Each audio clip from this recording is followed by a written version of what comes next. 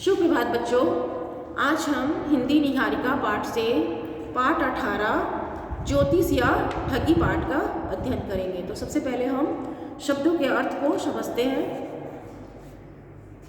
ज्योतिष शब्द का अर्थ होता है ग्रह नक्षत्रों आदि के शुभ अशुभ फलों की जानकारी देने वाला शास्त्र, है ना। एक किताब होता है जिसके अंदर ग्रह नक्षत्र से संबंधित शुभ अशुभ फलों की जानकारी होती है। पंचांग का अर्थ होता है पत्रा या तिथि पत्र भी हम जानते हैं उसको, है ना, जिसके अंदर तारीख वगैरह ग्रह नक्षत्र से संबंधित बातें इसमें लिखी हुई होती हैं। राहत शब्द का अर्थ होता है आराम करना।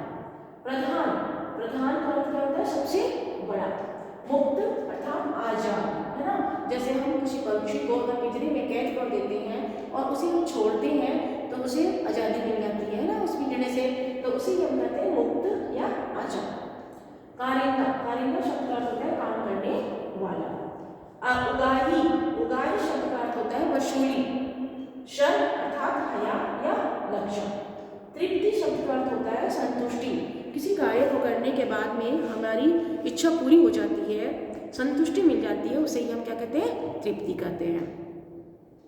तो चलिए आज हम इस पाठ को पढ़ते हैं। आप लोग बुक देखेंगे साथ साथ में। ज्योतिष या ठगी पाठ का इस चैप्टर का टॉपिक है ज्योतिष का अर्थ मैंने क्या बताया कि ग्रह नक्षत्रों के शुभ अशुभ फलों की जानकारी देने वाला शास्त्र, है ना। तो जो व्यक्ति इस शास्त्र को पढ़ता है वह ज्योतिष विद्या सीख लेता है, उसे हम ज्योतिषी कहते हैं, ठीक है। ठगी अर्थात ठगने वाला। तो इस ज्योतिष या ठगी जो चैप्टर का नाम है इससे ही संबंधित यह कहानी है, यह एक हास्य कहानी है, हास्य कथा है कि आपको इस कथा को पढ़ने के बाद आपको बहुत ही हंसी आएगी, है ना। तो यह हास्य कथा मनुष्य की चेतन बुद्धि व सामान्य विलक्षणता का रोचक प्रभाव दर्शाती है। तो देखिए ये जो कथा है, हास्य कथा है, वह मनुष्य की चेतन बुद्धि अर्थात व्यक्तिगत विषय का ज्ञान, जो हमारे अंदर हमारे मन में हमारे लिए क्या ज्ञान है ना, उसी का अनोखा सुखद प्रभाव दर्शा रहा है। तो चलिए कहानी पढ़ते हैं। एक बार एक बूढ़ी औरत नदी में स्नान करने गई, किंतु घाट पर सिपाहियों का पहरा था। एक सिपाही बोला, माई आज यहाँ नहीं नहा पाओगी, इस घाट पर राज्य के प्रधान ज्योतिषी की पत्नी नहाने के लिए आने वाली है, इसलिए आज तुम जाओ। तो क्या होता है, कथा का आरंभ एक बूढ़ी औरत से होता है जो एक घाट पर नहाने जा रही है ना, नदी में स्नान करने जा रही है। तो वहाँ पर जो घाट किसको कहते हैं, नदी का जो किनारा होता है ना, तो उसे हम घाट कहते हैं। तो वहाँ पर सिपाहियों का पहरा था और एक सिपाही बोलता है उस बूढ़ी औरत को, माई शब्द से संबोधित करता है, कहता है, माई आज यहाँ आप नहीं नहा पाओगी, क्योंकि आज घाट पर राज्य के प्रधान ज्योतिषी की पत्नी नहाने आई हुई है, इसलिए आज तुम जाओ। घर आकर विधा ने अपने पति से कहा, आज मुझे पता चला है कि राजा के यहाँ प्रधान ज्योतिषी का पद बड़ा महत्वपूर्ण होता है, तुम भी ज्योतिष सीखकर राजा के यहाँ ज्योतिषी क्यों नहीं बन जाती। बूढ़े ने जवाब दिया, मुझे ज्योतिष विद्या नहीं आती, फिर मैं ज्योतिषी कैसे बन जाऊं। तो फिर जब वह वृद्धा औरत घर आती है और अपने पति को कहती है कि आज मुझे मालूम चला है कि प्रधान ज्योतिष का पद बड़ा होता है और तुम भी ज्योतिष विद्या सीख लो और प्रधान ज्योतिष बन जाओ। इस प्रकार से वह अपने पति को हट करने लग जाती है। तो वह बूढ़ा व्यक्ति उसे जवाब देता है कि मुझे ज्योतिष विद्या नहीं आती, ग्रह नक्षत्रों के बारे में मुझे कुछ नहीं पता है, इस शास्त्र का मैंने अध्ययन नहीं किया है, इसलिए मैं ज्योतिषी कैसे बन सकता हूँ, है ना। लेकिन वृद्धा ने हट कर कहा, चाहे जिस तरह वो ज्योतिष बनकर दिखाओ, नहीं तो मैं तुम्हें छोड़कर चली जाऊंगी। बूढ़ा डर गया, यदि घरवाली ने चली जाएगी तो बुढ़ापे में 2 रोटियां सेक कर कौन देगा। वह बाजार से पंचांग खरीद लाया। ज्योतिषी होने का ढोंग करने के लिए उसने सिर पर बड़ी सी पगड़ी बांधकर माथे पर तिलक लगा लिया। फिर वह एक भीड़ वाली जगह पर बैठ गया। तो जब उसकी पत्नी हट करने लग गई ज्योतिष विद्या सीखने के लिए और प्रधान ज्योतिष बनने के लिए, और उसे कहती है कि अगर तुम नहीं सीखोगे तो मैं तुम्हें छोड़कर चली जाऊंगी। और वह वृद्ध जो पुरुष था, बूढ़ा व्यक्ति था, वह सोचता है कि बुढ़ापे में अगर ये चली गई तो मुझे रोटियां सेक कर कौन खिलाएगा। और वह डर जाता है और बाजार से एक पंचांग खरीद कर लिया था। पंचांग मैंने क्या बताया आपको, इसका अर्थ तिथि, है ना। तिथि ऐसा पत्रा या जो जिसमें क्या लिखा हुआ होता है, तिथि पत्र कहते हैं। उसके अंदर में तिथि तारीख वगैरह ग्रह नक्षत्रों से संबंधित विवरण होता है, उसे हम क्या कहेंगे, पंचांग कहते हैं। तो वह खरीद के बाजार से ले आता है और ज्योतिष होने का ढोंग करने के लिए माथे पर क्या करता है, एक बड़ी पगड़ी बांध लेता है और माथे पे तिलक लगाकर एक भीड़ भाड़ वाली जगह पर बैठ जाता है। आगे देखिएगा, लोग अपना हाथ दिखाने के लिए धीरे धीरे उसके पास आने लगे। वह लोगों का हाथ यूं ही देखकर कुछ भी कह देता। बहुत सी बातें लोगों को सच जैसी लगती। कुछ दिनों में इस नए ज्योतिषी की झूठी ख्याति राज्य में फैल गई। फिर क्या हुआ कि जब वह भीड़ भाड़ वाले इलाके में पेड़ के नीचे बैठ जाता है तो कई लोग उसे ज्योतिष विद्या पूछने के लिए आते हैं अपने बारे में, है ना, और उसकी कई हुई बातें लोगों को सच भी लगने लगती है और उनके साथ भी सच ऐसा होने लग जाता है। तो इस प्रकार से उसकी ज्योतिषी विद्या पूरे राज्य में फैल जाती है। उन्हीं दिनों राजा के कारिंदे राज्य में लगान वसूल करने के लिए निकले थे। उन्होंने उगाई गई रकम बोरियों में भर ली। फिर उन बोरियों को 10 खच्चरों पर लाद कर वे सरकारी खजाने में ले आए। लेकिन यहाँ एक गड़बड़ हो गई। पता चला कि ये खच्चर कम है। लगान जमा करने वाले कारिंदे घबरा गए। अंत में बात राजा तक पहुंची। उन्होंने राज्य के ज्योतिषियों से पूछा पर वे कुछ न बता सके। तब एक दरबारी बोला, हुजूर, आजकल एक नया ज्योतिषी बाजार में बैठ रहा है, उसकी बताई बात कभी गलत नहीं होती है। तो इस प्रकार से जब उस जो बूढ़े व्यक्ति की ज्योतिषी राज्य में फैल जाती है, तभी क्या होता है, उस राज्य का जो राजा है, उसके जो कारिंदे, जो काम करने वाले लोग हैं, वे वसूली करने नगर में जाते हैं और वसूलते समय बोरियों में भरकर जो रकम होती है बोरियों में भरकर खच्चरों पे लाद कर वे लाते हैं। लेकिन वे क्या देखते हैं कि एक खच्चर कम पड़ता है और वे घबरा जाते हैं, है ना, और यह बात राजा तक पहुंच जाती है। और फिर उसके बाद में वहाँ जो राज्य का जो ज्योतिष था उससे इसकी जानकारी वे लेने की कोशिश करते हैं, लेकिन वह भी कुछ नहीं बता पाता है। तब एक जो दरबारी था वह कहता है, हुजूर, आजकल एक नया ज्योतिष बाजार में बैठा है, उसकी कही हुई सारी बात सच है। किसके बारे में कह रहा है, वह बूढ़े व्यक्ति के बारे में जो ठग है ना। आगे देखिएगा, बूढ़े को दरबार में लाया गया। उसने अपना पंचांग देखा, फिर बोला, शहर पहुंचते पहुंचते लगान वसूल करने वाले कहीं रुके तो नहीं थे? हाँ, हम खच्चरों को पानी पिलाने के लिए एक झुरमुट के पास रुके थे। बूढ़े ने सोचा कि आराम करने के बाद इन लोगों ने खच्चरों की गिनती नहीं की होगी, इसलिए एक खच्चर झुरमुट में रह गया होगा। आपका एक खच्चर झुरमुट में घास चढ़ रहा है। तो क्या होता है, जब उस बूढ़े को दरबार में लाया जाता है और उससे पंचांग देखने के लिए कहा जाता है, तो वह पंचांग देखता है और पूछता है उन लोगों से कि आप लोग लगान वसूल करने वाले जो थे कहीं रुके तो नहीं थे? तो जो दरबारी जो सिपाही लोग थे वे कहते कि हाँ, हम एक जगह एक झुरमुट के पास रुके हुए थे। तो जब इस प्रकार से वह सुनता है तो सोचता है कि खच्चरों को वहाँ पे पानी पिलाते पिलाते वह जो खच्चर है कहीं झुरमुट में छिप गया होगा और आते समय इन्होंने गिनती नहीं की होगी, जिसकी वजह से एक खच्चर कम है। और वह कहता है कि आप लोगों ने खच्चरों की गिनती नहीं की और वह खच्चर वहीं पे घास चर रहा है। तो फिर वह जो राजा था वह कुछ सिपाहियों को भेजता है और वहाँ पे जब सिपाही जाते हैं तो खच्चर क्या उसे मिल जाता है ना। तो फिर लोग बूढ़े की ज्योतिष ज्ञान से प्रभावित हुए। राजा ने उसे राज ज्योतिष बना दिया।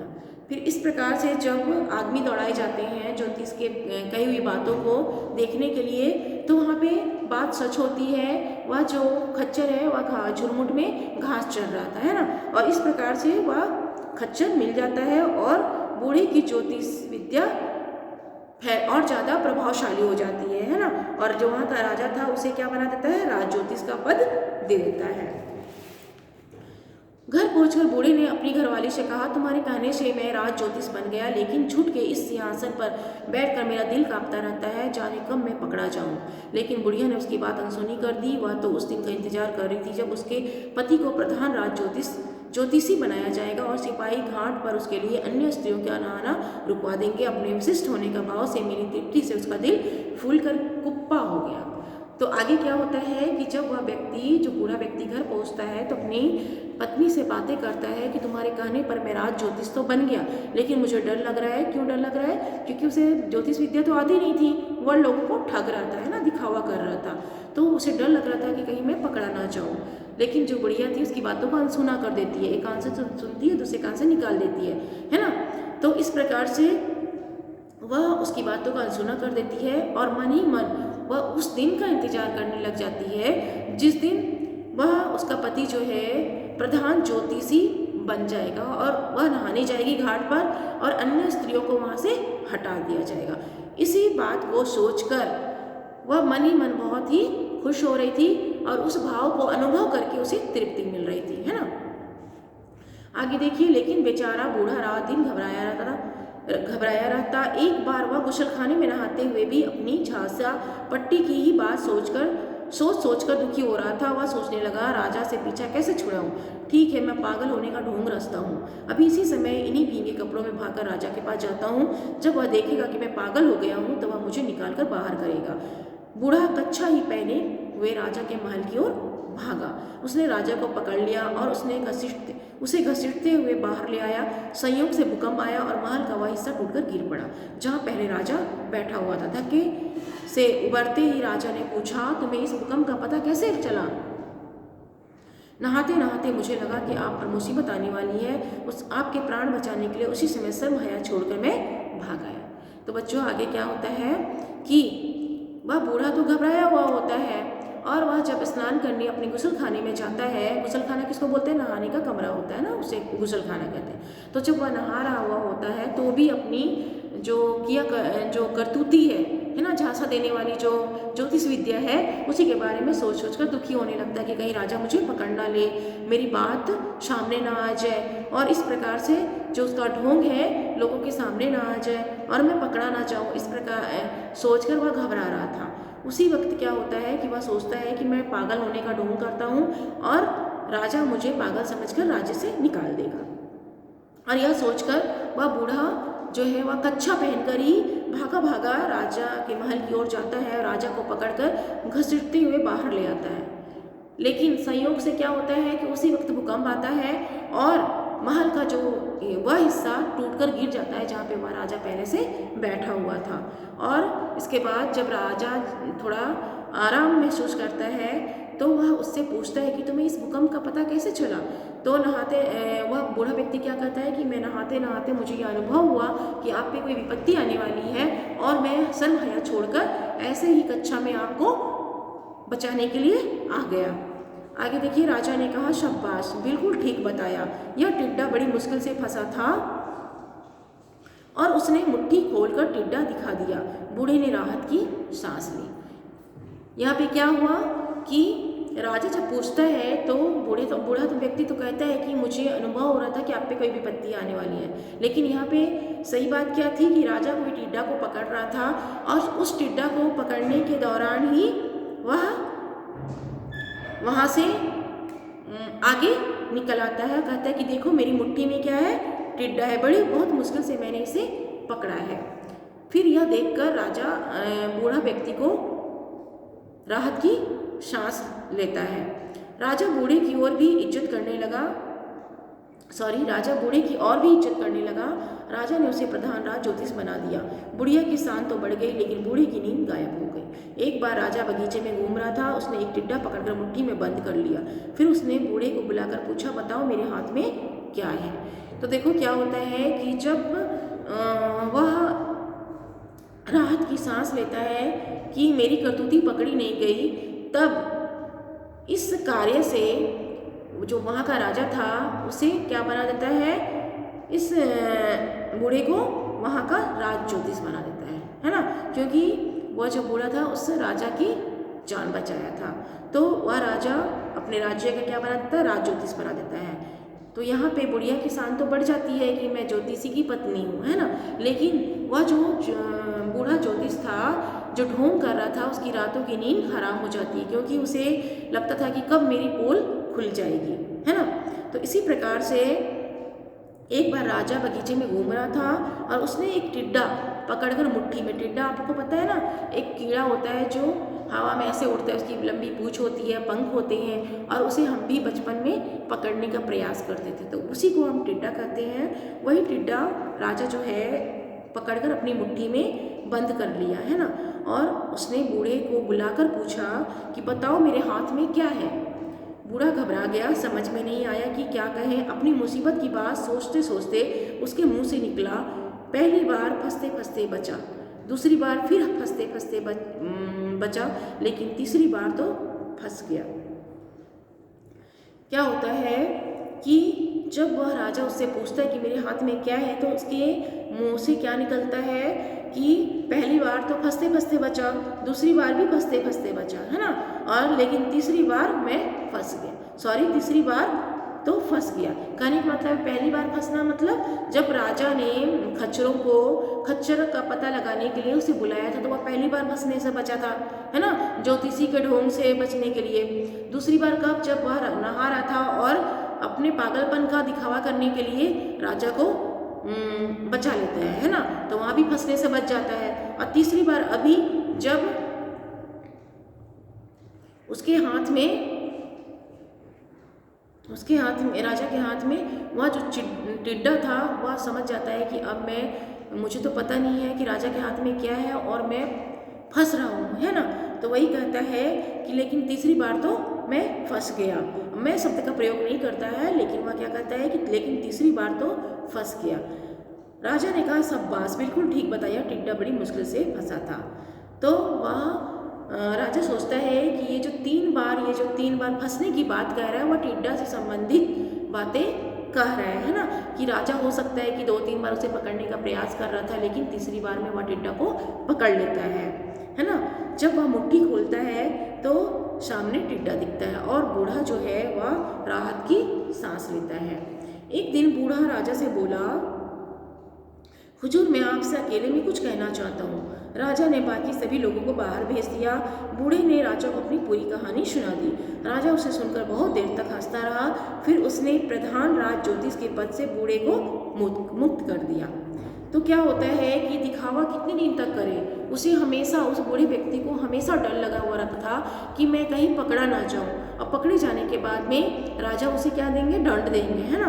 तो इसी से बचने के लिए वह बूढ़ा व्यक्ति अंत में सोचता है, विचार करता है कि क्यों ना मैं सच बात जो है वह राजा को कह दूँ। तो एक दिन वह बूढ़ा जो है राजा से मिलता है और बोलता है कि हुजूर मैं आपसे कुछ कहना चाहता हूँ, है ना, अकेले में कुछ कहना चाहता हूँ। और राजा सभी सिपाहियों को बाहर भेजते हैं और बूढ़ा अपनी कहानी सुनाता है। कहता है कि मैं कोई ज्योतिष विद्या नहीं जानता, मैं ज्योतिषी नहीं हूँ, लेकिन हाँ मैं ज्योतिष विद्या का ढोंग कर रहा था। ऐसी ऐसी बात है जो भी उसके साथ में उसकी पत्नी के द्वारा जो घटना घटी थी वह सारा राजा को बता देता है ना।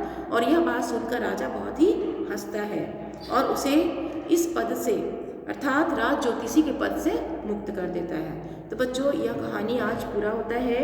आप लोगों को यह कहानी पढ़कर जरूर हंसी आ रही होगी, लेकिन यह जो कहानी है इससे हमें सीख भी मिलती है कि हमें कभी भी झूठा दिखावा नहीं करना चाहिए, हमें किसी को ठगना नहीं चाहिए, नहीं तो हमें क्या गलत परिणाम भुगतना पड़ सकता है। ठीक है, क्वेश्चन आंसर मैं आपको अगले कक्षा में कराऊंगी।